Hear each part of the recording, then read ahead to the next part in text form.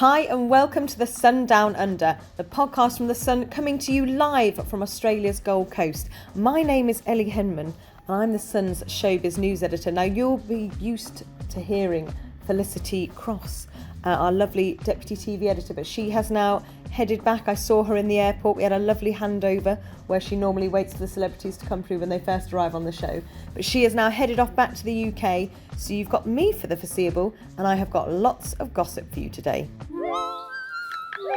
So first up, we have to talk about Nella Rose going out. I mean, I thought it was going to be Nick Pickard, if I'm being honest. I feel like he's been a lot more quiet. Same with Marvin. But Nella, I knew she wasn't hugely liked, which is sad because I think she's a great character. But ultimately, I did think people will be voting for her. But it just shows, you know, you can have millions of followers on YouTube and Instagram and Twitter, but if they're not the ones phoning up and voting to save you, you're going to go. And I think you could see she was relieved. She was looking forward to getting out. But I thought her exit chat with Ant and Dec was brilliant. So when she talked about the reassigning of the roles with Nigel and Fred, who she's clearly had beef with, and the beef clearly is still there, no matter how much people try and say, oh, it's fine, it's definitely not. The fact she called it pure pettiness is absolutely excellent. You know, I mean, Ant and Dec said, is it revenge? She said, no, it's pettiness. I wanted them to do it. I wanted to stir the pot. And you think, yes, this is, in my eyes, where Nella should have stayed in, because she's not everyone's cup of tea, but at least she was making it a bit more interesting. And we do love a bit of a pot stir. You took such pleasure in reassigning those roles. Was that just pure revenge? That was pure pettiness. I'm not even gonna lie yet. The jungle, being inside that jungle 24/7, honestly, the drama aspects of it, it's like your evening news, like it's your entertainment. Yeah. So I'm thinking, should we have a peaceful camp? Or should we stir the pot? Fascinatingly, I mean, I'll be heading to the Marriott. As soon as I finish speaking to you guys, I'll head straight down there and we'll chat with them this afternoon and try and find out really what's sort of going on and what's making her tick. Interestingly, the food issue, which is now becoming, I mean, food is always so stressful in camp. They're starting to get really hungry, and you think now it's day 17, they're starting to get absolutely starving, and they're really pernickety. And obviously you've got this great battle going on between Josie and Fred, and very interestingly, I think Nella's already thrown her weight behind Josie and been like, well, Josie's the best cook. And you just think, burn! She will never let Fred get away with it, I don't think. Never. Also, you'll see it in today's paper, but the lovely Frankie Dettori sat down with us to have a chat after coming out of the jungle. So he spoke to Flick, and she was there to greet him, told her he had a Caesar salad. I mean, surely you'd want to eat a massive burger. But no, not Frankie, obviously. We know he's got a race on Boxing Day in California, and he's now lost 5 pounds. He's lost 5 pounds now, has Frankie. So he's the ideal weight for racing. So, you know, been on a diet all his life, and he just ended up dieting in the jungle. Frankie, I found, no offence, Frankie, but he was so boring. He never got any airtime. Nothing ever really happened, and that's the danger. And I think he was shocked. You could see he was shocked. This is a man who's used to winning, you know, and he made it quite clear, like, he still thinks he's a winner. He did incredibly, he's very proud of how he did. He wanted to challenge himself and push himself out there. But ultimately, it's tough for him. He's a man that always used to winning races, and now he's the sort of first horse out. You know, he wasn't a dead cert this time. But interestingly, we had this great chat with Frankie. He was really sort of revealing, but we sort of joked and said, you know, well, you didn't actually have that much airtime. You know, we didn't really see you on screen, and obviously he hasn't seen it. He has no idea what he's seen. And he said that his wife had mentioned, oh, you know, we've barely seen you. That's true, Frankie. So we brought up, obviously, Nigel's bottom.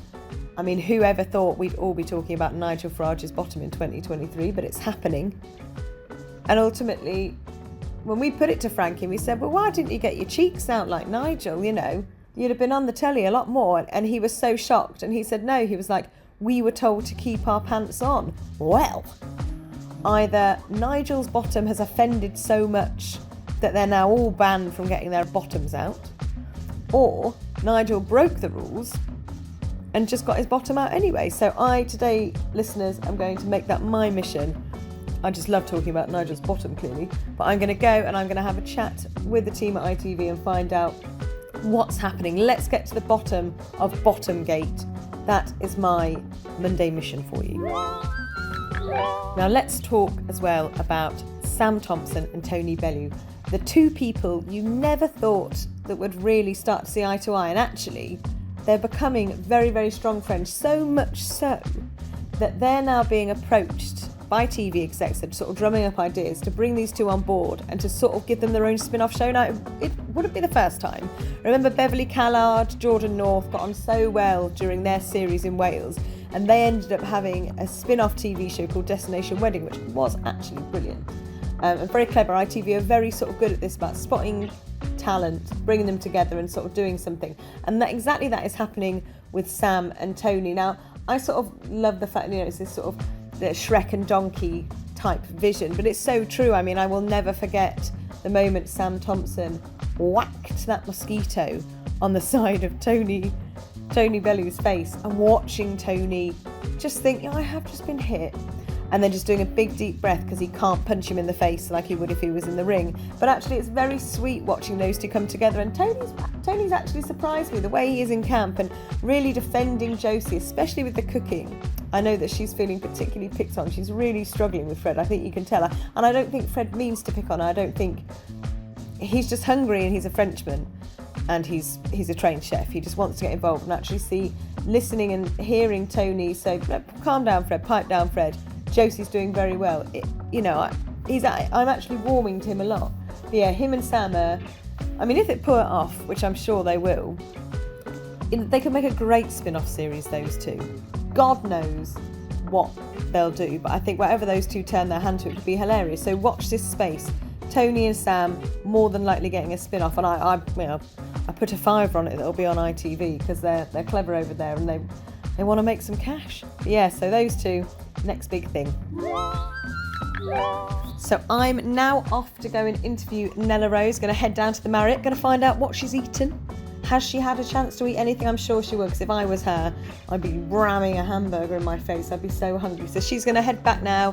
Frankie's going to be there waiting for her. It's going to be lovely. They normally sort of come through to a hero's welcome. So I'll make sure I'm clapping for all of us at the Sun. And yeah, I'll have a good chat with her this afternoon, and I'll bring you the results tomorrow. See you later.